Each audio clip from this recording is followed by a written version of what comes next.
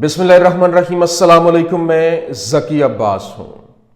नाज़रीन, 1 दिसंबर है, इतवार का दिन है और पिछले 3 दिनों से जो शाम के अंदर एक नया मुहाज खोला गया है, एंड उस वक्त जब लेबनान और इजराइल की जंग बंदी हो रही थी, उसी वक्त रेबेलियंस की जानिब से, जो कि इजराइल और जो टर्किश बैक्ड रेबेलियंस हैं, उनकी जानिब से जो कार्रवाइयां हैं उनमें मजीद तेजी लाई गई और फिलफोर वहां पर एक नया मुहाज खोला गया। पहले खबरें ये आई कि उनकी जानिब से हलब शहर के ऊपर कंट्रोल हासिल कर लिया गया है, कब्जा कर लिया गया है, और फिर मुतअद्दिद और भी जो छोटे टाउन्स थे, जो कस्बे थे, जो सिटीज थे, उनके ऊपर कंट्रोल हासिल किया गया। लेकिन उसके जवाब में जब शामी फोर्सेस की जानिब से हमले शुरू किए गए, अब वो हमले मजीद शिद्दत इख्तियार कर चुके हैं, क्योंकि रूसी अफवाज और जो शामी फोर्सेस हैं उनकी जानिब से मिलकर ये ऑपरेशन लॉन्च किए गए हैं। और अब शामी फौज की जानिब से रात गए हमला किया गया, जिसके बाद जो 6 शहर हैं, शामी शहर जो हैं, वो बागियों के कब्जे से छुड़वा लिए गए हैं, रेबेलियन से आजाद करवा लिए गए हैं। और फिर ये जो कार्रवाई हुई, ये तो मैं आपके सामने रखूंगा ही, लेकिन इसके साथ साथ जो रेबेलियंस की जानिब से हमला किया गया, और इतना जबरदस्त किस्म का हमला था कि शाम के अहम तरीन जो एयरपोर्ट है उसके ऊपर कंट्रोल हासिल कर लिया गया है, कब्जा कर लिया गया है, जिसके बाद लड़ाई मजीद तेज हो गई है, मजीद शिद्दत इख्तियार कर गई है। और फिर यहां तक मामला नहीं रुका है, बल्कि ईरान के सफारत खाने के ऊपर भी एक जबरदस्त किस्म का हमला किया गया है, जिसके बाद ईरानी फौजें जो हैं वो इस वक्त शाम की तरफ रवानगी की खबर है कि ईरानी फौजें जो हैं वो शाम में लड़ने के लिए जा रही हैं। ये एक नया फ्रंट जो है वो खुल चुका है पूरे के पूरे मिडल ईस्ट को। जिस तरह से आग के अंदर झोंका गया है, मैं पहले दिन से एक बात करता आ रहा हूं कि ये जो फलस्तीन के अंदर आग लगाई गई है, ये पूरे के पूरे मिडल ईस्ट को अपनी लपेट में लेगी। और आप देख रहे हैं कि वहां से वो फलस्तीन से आग निकली, लेबनान के अंदर दाखिल हुई, वहां से जो है वो सीरिया, और सीरिया से आगे टर्की। ये अहम जो है वो पॉइंट है, जो कि बजाते खुद टर्किश प्रेसिडेंट भी इस बात का एतराफ कर चुके हैं। लेकिन अब ये क्या मामला है, कैसे ये सारे का सारा ऑपरेशन जो है वो किया गया और किस तरह से ये कार्रवाइयां हो रही हैं, इसके पीछे कौन से मुहर्रकात हैं, कौन से बिग फिश हैं जो कि पूरी की पूरी गेम को पलट रहे हैं, और ये सिर्फ और सिर्फ एक स्मूथ करने की कोशिशें हैं उस तमाम तर प्रोसेस को जो कि इजराइल और लेबनान और फलस्तीन के दरमियान एक ब्रिज जो बनाया जा रहा था, और जो अरब मुल्क है उनको शिकस्त देने के बाद जो एक अपना यूं कह लें कि अड्डा मजबूत करने की अमेरिका की जानिब से किस तरह से कोशिश की जा रही थी, और किस तरह से इसराइल को मजबूत किया जा रहा है, ये तमाम तर डिटेल्स वन बाय वन आपके सामने रखते हैं। अच्छा नाज़रीन, सबसे पहले तो मैं आपको बता दूं, देखें, इस हफ्ते सबको एक दूसरे से बहस करते हुए देखने के बाद कि आया बशार अल असद अच्छा है या बुरा है, आखिरकार मैं समझ गया कि अरब दुनिया जो कि 350 मिलियन से ज्यादा आबादी के साथ है, वो आज 10 मिलियन की आबादी वाले मशरिक वस्ता के एक छोटे से मुल्क को शिकस्त देने में क्यों नाकाम है। अब ये खुलकर चीजें सामने आ गई। देखें, जालिम कुफार, जिस तरह से एक सेक्टेरियनिज्म का नारा लगाया गया, डिवाइड एंड रूल की बात की गई, मुसलमानों के अंदर खलीज डाली गई, इनको आपस में लड़ाने की गेम हुई, मतलब काफिर के नारे लगाए गए, एक दूसरे को हम काफिर कह रहे हैं। और अब जालिम कुफार ये वही हैं जिन पर पेट्रो शेख ने 2000 ये जो एक मंसूबा है 2011 से काम शुरू किया क्या, और शाम की जंग के फिरका वाराना दाग का सारा जो नुक्ता है, वो जंग के पीछे की सारी सियासत को हटाते हुए इसे इस्लामी मकसद जो है वो बना देता है। लेकिन लोग इससे आगे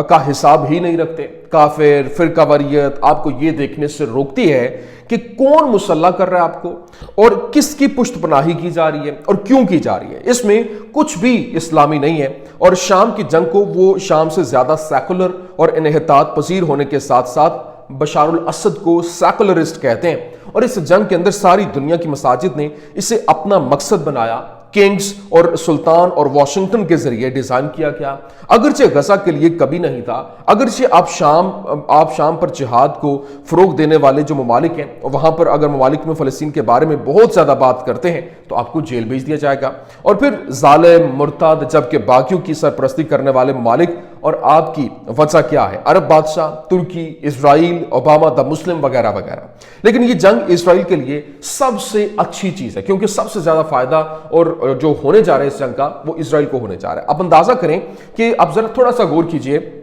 कि शाम ने जो कुछ किया वो पूरी अरब रियासतों और तुर्की के मुश्तरका कार्रवाइयां उन्होंने जो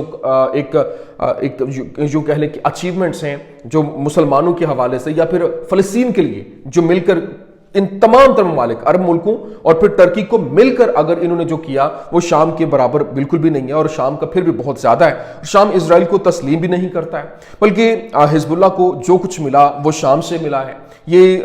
میزائل اور ہتھیار تیار کرتا ہے اور ایرانی ہتھیاروں کو لبنان تک جو ہے وہ رسد فراہم کرتا ہے۔ شام اسرائیل کی سلامتی میں رکاوٹ ہے، اور پھر شامی فوجیں جو ہیں وہ اسرائیل کا سامنا نہیں کر سکتی۔ یہ مزاحمتی قوت نہیں ہے جس کی سرنگیں اسرائیل کی فضائی برتری کا سامنا کرنے کے لیے بنائی گئی ہیں۔ یہی وجہ ہے کہ اسرائیل گزشتہ 10 سالوں سے شام پر جو ہے وہ حملے کر رہا ہے، بمباری کر رہا ہے۔ شام کا رد عمل اردن اور مصر کی طرح اسرائیل کو سلامتی فراہم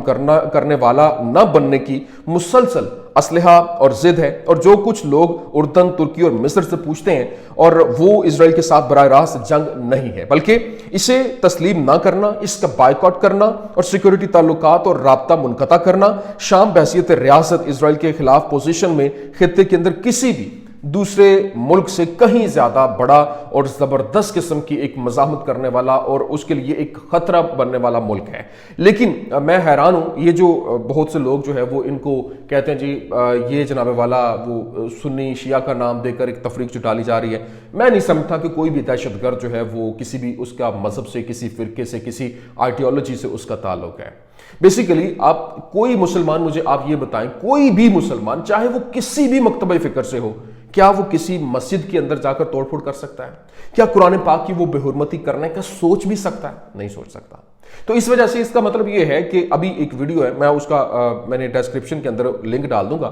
میں نے واٹس ایپ اپنا جو میرا چینل ہے وہاں پر میں نے اس کو پوسٹ کر دی ہے، وہاں پر آپ جا کے دیکھ سکتے ہیں، کیونکہ یہاں پر دکھانے سے وہ چینل کو بہت زیادہ مسئلے آ جائیں گے، اس وجہ سے پہلے بھی 2 چینل بین ہو چکے ہیں، لیکن اب وہ دکھاؤں گا، آپ دیکھیں گے حیران رہ جائیں گے کہ کیسے ایک مسجد کی جو ہے وہ حرمت کو پامال کیا جا رہا ہے، اور وہ کیا پھر آپ ان کو کہیں گے کہ یہ مسلمان ہیں؟ کوئی یہ سنی جو ہے وہ ریبیلینس ہیں؟ نہیں، میں نہیں سمجھتا کہ یہ ریبیلینس ہیں، یہ جو ہے وہ کسی طرح سے بھی یہ کاروائیاں جو عمل میں لا رہے ہیں وہ کوئی بھی مسلمان ایسا نہیں کر سکتا۔ اب آپ اندازہ کیجئے کہ شام میں جو کچھ ہو رہا ہے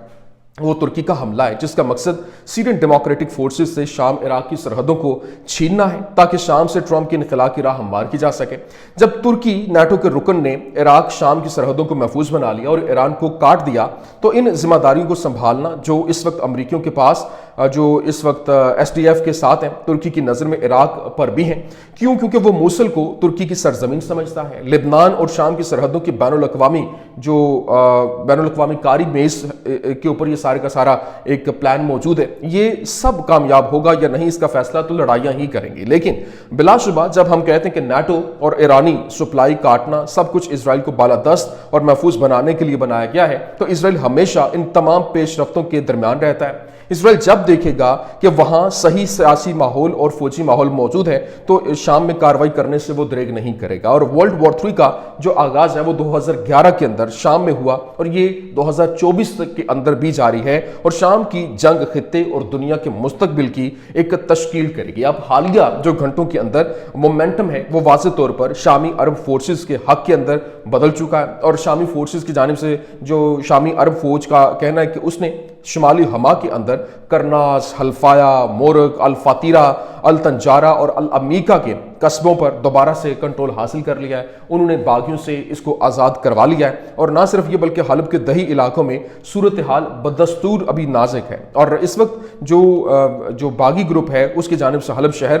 اور ٹیل رفت کے اندر حکومت اور ایس ٹی ایف فورسز کو الگ تھلگ کرنے والی جو خانسر سڑک ہے اس کو بھی کاٹ دیا گیا ہے، اور شیخ نجار انڈسٹریل ڈسٹرکٹ میں شدید لڑائی ہو رہی ہے۔ کیونکہ باغی مشرق سے شہر کے قریب جو ہے وہ آ رہے ہیں، اور شامی عرب فوج نے حما کے شمال کے اندر واقع جو وہاں پر ماردیس قصبہ ہے اس کو آزاد کروا لیا ہے، اور پھر جو شامی عرب فوج ہے اس کی جانب سے اس گاؤں پر دوبارہ قبضہ حما کے دفاع کے اندر جو اہم ہے، جو کہ اسد حکومت کے لیے اسٹریٹجک لحاظ سے ایک اہم شہر بھی ہے۔ لیکن دوسری جانب روسی اور ایرانی فوجی حکام شامی عرب فوج سے حما میں کھڑے ہونے کے لیے کہہ رہے ہیں، اور باقاعدہ طور پر ریزسٹنس اور اس جگہ کو چھوڑنے کا کہہ رہے ہیں کہ وہاں پہ بالکل بھی آپ نے چھوڑنا نہیں ہے، اور کسی بھی حالت کے اندر شہر سے نہیں نکلیں، کم از کم مزاحمت کے بغیر تو نہیں۔ اور ایک روسی مشیر کا یہ بھی کہنا ہے کہ ہمیں وقت جو ہے وہ बाय करना पड़ेगा। लेकिन जो इस वक्त ये जो रिबेलियंस का ग्रुप है उसने हलब के बैनुल अक़वामी हवाई अड्डे के ऊपर कब्जा कर लिया है, जबकि शामी अरब फौज ने हलब के अहम इलाकों को खो दिया है। जबकि हलब के अंदर ही ईरानी कौंसल खाने पर आज हमला हुआ और वहां पर जो रिबेलियंस की जानिब से हलब में ईरानी कौंसल खाने पर हमला किया गया, जिसमें अभी तक कोई जानी नुकसान की इत्तला नहीं है। लेकिन ईरानी वजीर खारजा का कहना है कि वो तेहरान के हमले का जवाब भरपूर तरीके से देगा। और अब ईरानी वजीर खारजा शाम के सदर बशार अल असद से बातचीत के लिए कल दमिश्क पहुंचेंगे और वाकयात गैर मुतवक्के तौर पर तेज रफ्तारी से आगे बढ़ते हुए सामने आते हुए दिखाई दे रहे हैं। लेकिन यहां पर इजरायली मीडिया की जानिब से बताया गया, जो चैनल 12 है उसने रिपोर्ट किया और कहा कि इजरायली फौज सूरत हाल की वजह से शाम में ऑपरेशन करने के इम्कान की तैयारी कर रही है। मतलब वहां पर तैयारी हो रही है। जिस तरह से पहले मैंने आपको बताया कि थोड़े से हालात साजगार होंगे तो वो कार्रवाई करने से गुरेज नहीं करेंगे। लेकिन अब इस हवाले से अगर हम अभी भी नोटिस करें तो हम बहुत दूर है। लेकिन अल बू कमाल और देर अल जोर वो स्ट्रेटेजिक शहर हैं जो इराक और शाम के साथ राब्ते की इजाज़त देते हैं और इनके जवाल से, इनके ऊपर कब्जा करने से शामी रियासत का मुहासरा जो है वो हो जाएगा और अल कायदा को जो इराकी शाम उर्दन पर अमरीकी अल्तनफ बेस है उससे जोड़ा जाएगा। और ये हतमी जो इजरायली अमरीकी ख्वाब है, लिहाजा पूरी जंग के दौरान इस पर ध्यान जो है वो देना बड़ा जरूरी है। लेकिन यादोत आहरानोत जो अखबार है उसकी जानिब से, जो इजरायली अखबार है, उसने रिपोर्ट किया, बताया कि सिक्योरिटी इस्टेब्लिशमेंट का ख्याल है कि इजरायली एक ऐसे मकाम पर पहुंच गया है जहां से गजा जंग का खात्मा और फिर कैदियों की वापसी मुमकिन है। लेकिन सियासी तौर पर अभी भी खला मौजूद है और तफसीलात से वाकिफ एक इजरायली जरिए ने तस्दीक की कि हमें अवाम को सच बताना चाहिए। अगर नेतन्याहू हुकूमत और काबीना जंग रोकने का फैसला नहीं करती तो कोई डील जो है वो नहीं होगी। और फिर क्या नेतन्याहू जंग के खात्मे और गजा से मुकम्मल इनखला के मुआहदे की तरफ बढ़ने के लिए काबीना के अंदर कोई फैसला पास कर सकेंगे? वज़ीर ख़ारजा गिडॉन सार के हुकूमत में शामिल होने के बाद नेतन्याहू की तदबीर की गुंजाइश जो है वो बढ़ चुकी है, जिससे कौमी सलामती के वजीर इतमार बेन गवीर की जानिब से हुकूमत गिराए जाने के इम्कान को भी रोक दिया गया है। लेकिन यहाँ पर जो चैनल 12 है, इब्रानी चैनल, उसने बताया कि बेन गवीर ने इजरायली पुलिस की क़यादत को हिदायत की कि वो मसाजिद, खास तौर पर मखलूत कस्बों के अंदर अजान देने वाले जो स्पीकर्स हैं उनको जब्त करना शुरू कर दें। और इस बहाने के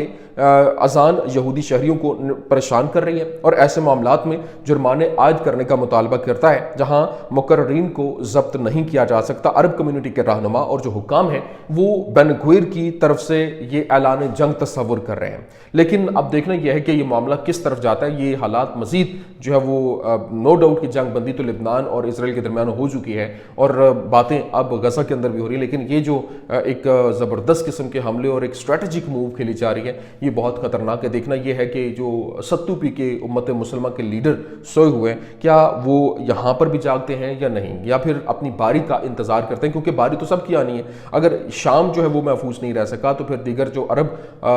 जो ममालिक हैं वो कैसे महफूज रहेंगे? ये कुछ अहम तरीन अपडेट्स थी, मैंने कहा आपके सामने रख दूं। उम्मीद करते हैं वीडियो आपको पसंद आई होगी। पसंद आने की सूरत में लाइक कीजिए, शेयर कीजिए और हमारे चैनल को सब्सक्राइब करना मत भूलिएगा। शुक्रिया।